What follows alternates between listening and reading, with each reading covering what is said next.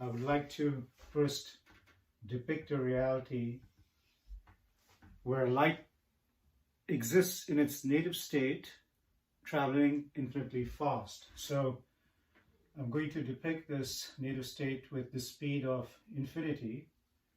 And I also want to take the inverse of speed, which I'm going to correlate to a binding factor. So let me just call it binding factor. And this is the inverse of the speed of light that I'll depict by L. And if that binding factor, or rather if L is infinity, then this binding factor is going to become 0 because L is infinity. And in that reality, any kind of materialization will disperse itself immensely across this reality, and therefore the logic of this reality is going to be such that if you have a light source at its center, it's going to exist everywhere simultaneously. So there's going to be a logic of presence. If anything not of the nature of light arises within this sphere, then it's going to be overpowered by light. So there's going to be a reality of power. In this reality, since everything is instantaneously connected in the fabric of light, then if anything appears or disappears, then it's recorded in the fabric of light, and so light has a complete knowledge of this space. And then finally, since everything exists in the nature of fabric of light, there's going to be an implicit harmony that exists. So we see that the reality of this sphere, where light's traveling infinitely fast, can be depicted by these 4 aspects to its reality called presence, power, knowledge, harmony. Now, let me assume, or let me take a scenario where light can project itself at some slower speed, and let me call that speed n. Now, when light projects itself at a slower speed n, then basically what we have is we have a binding factor that now becomes greater than 0. In other words, if there's some kind of materialization that's going to occur in that reality, it's not going to be instantaneously present everywhere, but it's going to be perhaps present in fields that are ubiquitous, and that's a hypothesis. But the logic of this would then be that this materialization differentiates itself, so these things that we call presence, power, knowledge, and harmony can become, in a sense, sets of presence, power, knowledge, and harmony, which I'll depict by 4 different sets. And these sets have infinite number of elements in them, a vast number of elements. So you can think of, for example, like presence diversifying into all kinds of things related to presence, knowledge diversifying into many, many different distinct elements related to knowledge, but yet showing the richness of what knowledge is. And then if we assume that light further projects itself at an even slower speed, which I'll call k, then here we have 1 over k, which is going to be quite a bit greater than 0. And what I want to propose is that the binding factor then acts in such a way that it binds different elements in these sets to create a whole diversity of infinite seeds. And so we can depict this diversity of infinite seeds by a function of basically the possibilities that exist in each of these sets. So it's going to be a multiplication of all elements, different permutations and combinations that will create a single diverse seed. So this then becomes the basis of immense diversity. And then if we take the known scenario of light projecting itself at speed c, and c of course is 186,000 miles per second, where light travels at that speed in our physical universe, then we have 1 over c that is proportional to h, And we know that h, or Planck's constant, is a quantity whereby information or energy is gathered to a certain threshold, and then that threshold is enough that it creates these things called quanta that allows materialization to occur.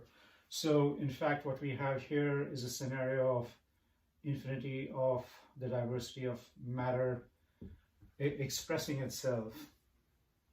Now, I want to come to how this framework actually creates the reality of space-time, energy, gravity. And before I do that, I want to take one more case where light projects itself at speed 0. And let's assume that this is a projection at speed 0 over here. Then we have 1 over 0, which means that h then becomes infinity.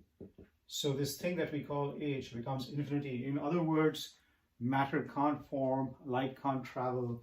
So we're going to have a reality that's the exact opposite of this. So it's going to be, I'm going to depict this mathematically by no presence, no power, no knowledge, and no harmony. And so we have, just simply by considering 4 different kinds of projections from this native state of light, an entire play of different realities that can emerge as a result. And I want to suggest that at this point, just before light projects itself at speed c, what is existing is infinite number of diverse seeds in subtle form, and these diverse seeds, when light projects itself at c, then need an arena in which to participate, and this arena we can call space. So space is the infinity of seeds, which then gives us the suggestion that it has the archetype of all kinds of possibilities, and therefore it's an aspect of knowledge. So we see here that space itself is a derivative from this thing that we call knowledge that exists in light's native state where it travels infinitely fast. When we think about time, then we can think about time as the maturity of seeds, and this maturity is inevitable. That thing that exists inside the seed is going to fulfill itself, show itself in its fullness sooner or later. And so there's an aspect of power to the way time expresses itself. And so that's another property from this reality that exists where light travels infinitely fast. When we think about energy, energy can be thought of as the materialization of seeds. And the materialization means that it's related to the light's property of presence. And when we think about gravity, then gravity can be thought of as the arrangement between seed and seed, or seeds and seed, which essentially means that it's materializing light's aspect of harmony. So when we think about space-time, energy, gravity, what we're saying as a result is that it's an emergence from this precipitation of light, where light travels or occurs at a speed infinitely fast, and as it projects itself, it creates the basis of infinite number of seeds, and these seeds then translate into the notion of space-time, energy, gravity. So certainly that's a way to think about how space-time, energy, gravity arise. Now the next question is, what kind of cycles will govern the logic at a more macro level of space-time, energy, and gravity? And for that, what I'm going to do is I'm going to consider the surfacing or the concept of number that's tried to concept. So when we think about the number, I'm going to depict number here. When we think about the number 0, then we can consider this primal space where light travels or exists in its native state, and all possibility, all potentiality is present in it. So if we give a meaning to this, then the meaning of 0 is some kind of absoluteness. Now, when we think about the number 1, then if we think about this space and view it differently, or rather this reality where reality is due to light traveling infinitely fast, then there's a unity that essentially combines or that animates everything. So we can think of 1 being an essential unity. When we think of the number 2, then we can think of this process by which light projects itself in different possible configurations of itself, where light travels at different speeds, and therefore 2 becomes this notion of the reality at infinity projecting itself at some reality depicted by small r, and I'll just call it x, the subscript x, where x can be n, k, c, or 0. So essentially this, then the meaning of this then becomes a decision to create or a projection. And so 2 takes on a particular meaning in this cosmology of light. When we think about 3, then the way I would think about 3 is that it's a relationship that creates some kind of a stability, because we have that the reality of light traveling infinitely fast as a basis. So there's a particular kind of knowledge that exists, and then there's a projection, and that projection is essentially taking on a static form, and then the projection can take on a dynamic form.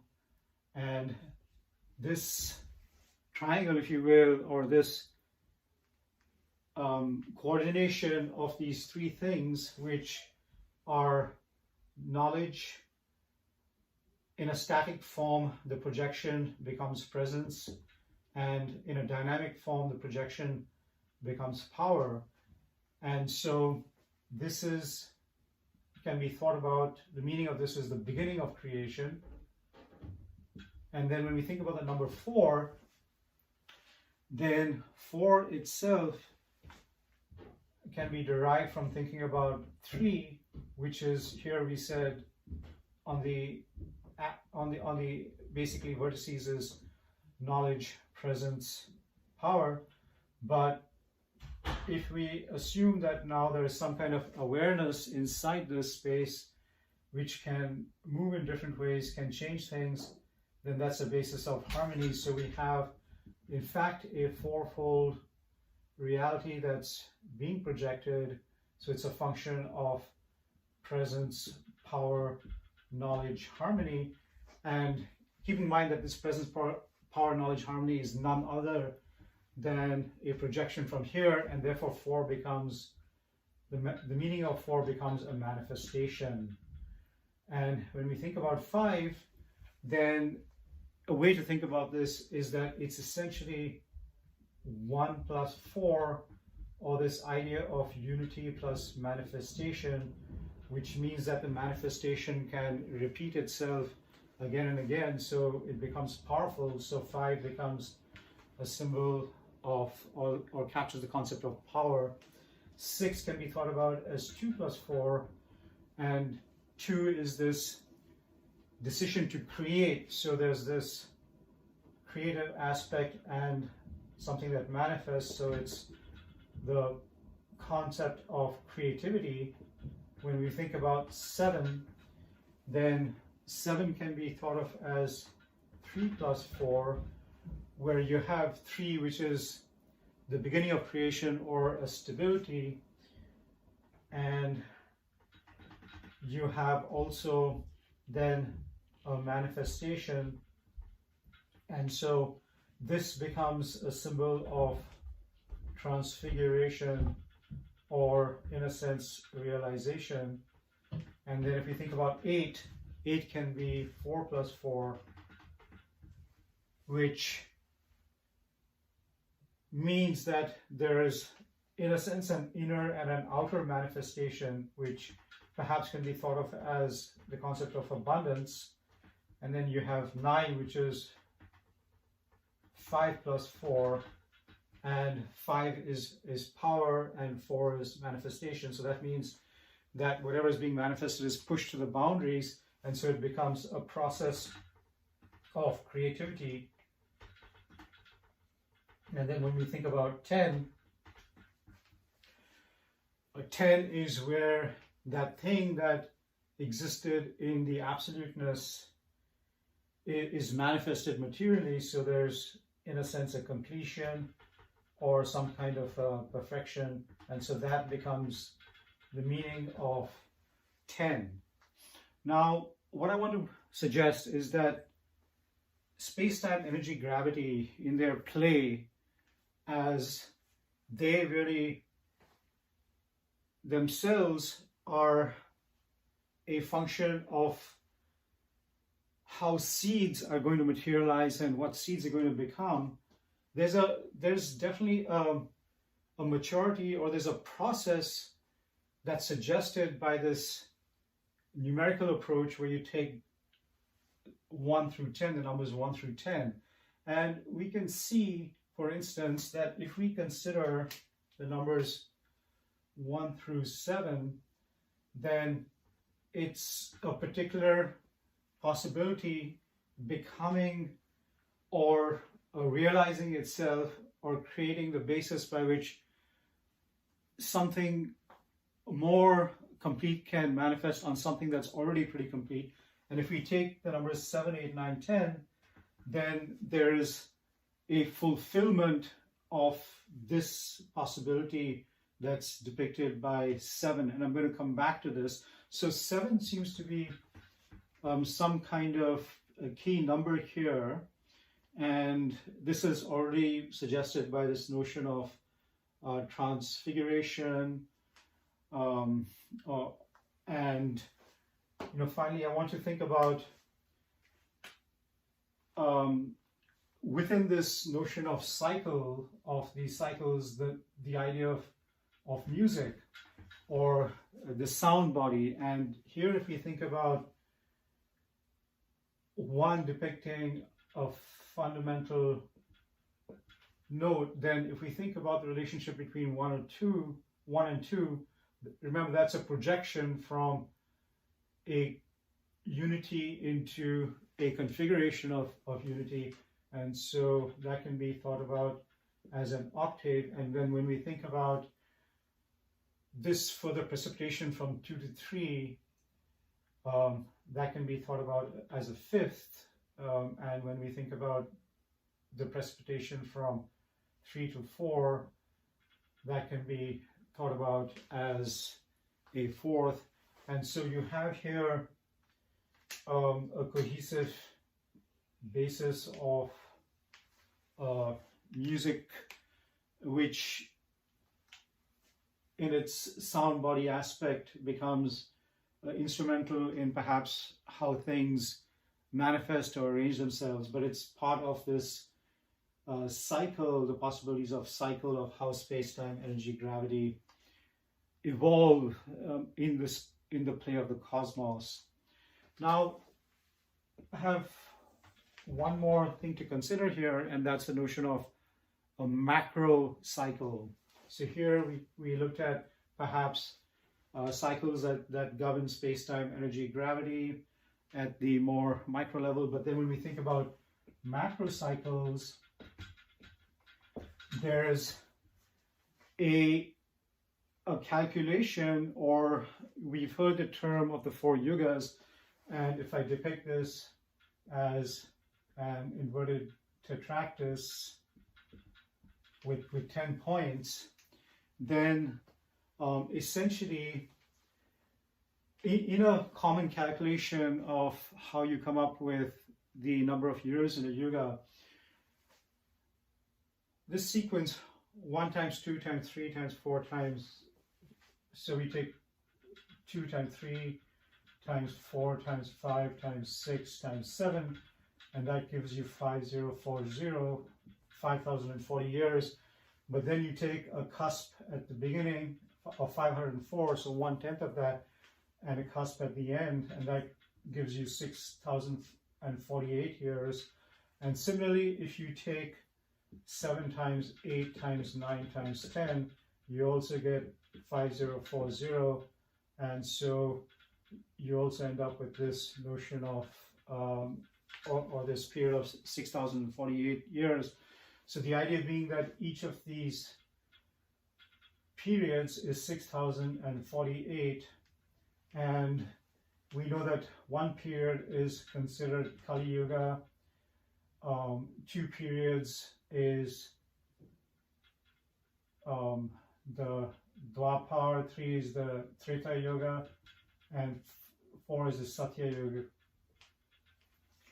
And so we have essentially the 6048 multiplied by 2, or multiplied by 3, or multiplied by 4 to give the periodicity of a macro cycle which governs the play of space-time, energy, gravity, and the possibilities contained within space-time, energy, and gravity. But also, when we look at each of these different stages, so the Satya, the Dwapar, the Treta, and the Kali Yuga, and perhaps I have these reversed here, so the Dwapar, the Treta, and the Kali Yuga, then essentially we know that there's a maximum amount of light in the Satya Yuga, it's the Golden Age, and there's a minimum amount of light in the Kali Yuga, which is the Iron Age. And we can relate this back to this play of light over here. So essentially, if we think about a quantization function, and quantization meaning where you have information in a more subtle form projecting itself in more material form, so you have an array of different quantization functions here. So in this relationship between infinity and n, you have a quantization function that relates infinity and n. In this relationship between n and k, you have a quantization function that relates n and k. And similarly, you've got a quantization function that relates k and c.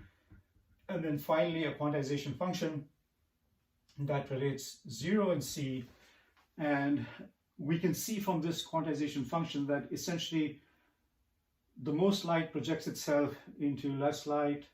So there's a materialization, and then this reality of sets, that's quote unquote less light, projects itself into a number of seeds, and that's a different kind of quantization. And then these infinite number of seeds, when it's projected materially, it creates infinite diversity. And then when you have a projection from this negation of presence, power, knowledge, harmony, then there's a different kind of quantization of influence at this material layer. But the point being is that I want to propose that these different quantization functions are in fact active in each of these 4 stages. So we can see that this quantization function of Q that relates infinity and n is, in this point of view, the driving factor of this Satya Yuga. Then you have the quantization function of nk, which is the driving factor of the Dwapar Yuga. Then you have the quantization function of k and c, which is the driving factor of the Treta Yuga. And then you have the quantization function 0c, which I want to propose is the driving factor of the Kali Yuga. And so by definition, each of these yugas are going to be open to different kinds, quality of light, and different possibility, which determines that age. And since light, we're saying that space and time emerge differently, essentially in each of these different realities of light.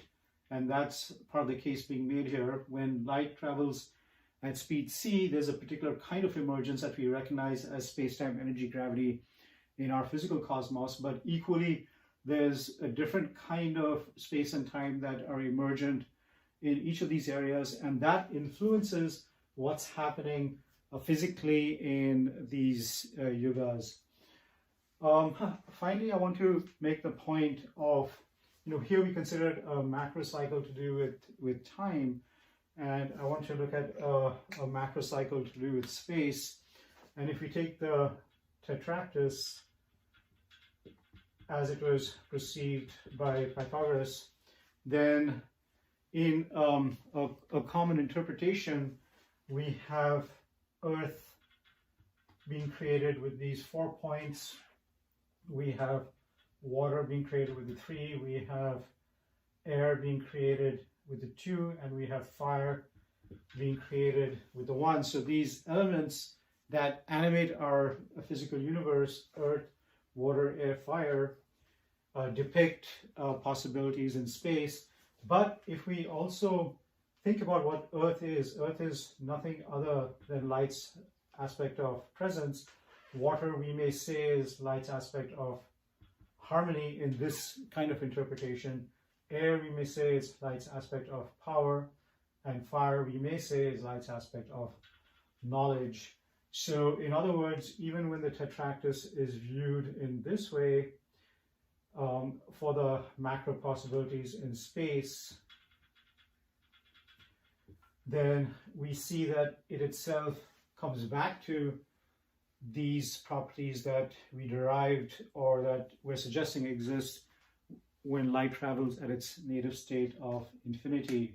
And therefore, to summarize, what we have here is a meta-logic of space-time energy gravity, and we considered how space-time energy gravity is implicit in the way light precipitates and shows itself. And then we have the notion of the governance of space-time energy gravity and the cycles that they're subject to, which we can get insight into from taking the concept of what 0 through 10 stand for.